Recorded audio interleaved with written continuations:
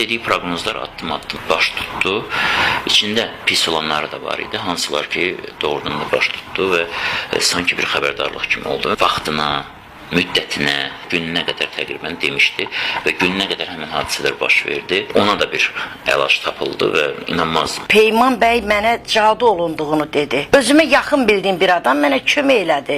İş-düşdə, biraz ev işində mənə cadu eləyən insan bu şəxs imiş. Peyman bəy köməkliyi ilə o cadunu tapdıq və çox sağ olsun Peyman bəy batil elədi o cadunu. Ona görə mən Peyman müəllimə çox inanıram. İşlərim alınmırdı. Mən Bakıya gəldim, Peyman müəllimlə görüşdüm. Peyman müəllim mənə dedi ki, uğursuzluq var, mən sənə köməklik edəcəm, işin düzəlsin. Mənim bu uğursuzluğumu aradan götürmək üçün müəyyən vasitələrdən istifadə etdi və sözün açığını deyim, bəhrəsini də gördüm. Tam səmimiyyətimlə deyirəm ki, buna inanmaq lazımdır. Mən həyatımda bunu gördüm. Cadunun bir əşyaya olunduğunu və həmin əşyanın da mənə hədiyyə olunduğunu söylədi. Xatırladım, mənə hədiyyə olunmuşdu. Hər şey ondan sonra başladı, məhv oldu. Böyük problemlər yaşamağa başladım. İndi Peyman müəllimin vasitəsilə düzəlib, hər şey yaxşıdır. Biznesim çökmüşdü, vəziyyətim çox ağırdı. Dostlarımın sayəsində Peyman müəllimlə tanış oldum. Başa saldı ki, səni öz ortağın bu vəziyyətə qoyub, şəriyin bu vəziyyətə qoyub. Peyman müəllim mənə çox köməklik elədi. Onun sayəsində biznesimi geri qaytardım, imkanım düzəldi. İndi artıq ondan da artıq səviyyədəyəm,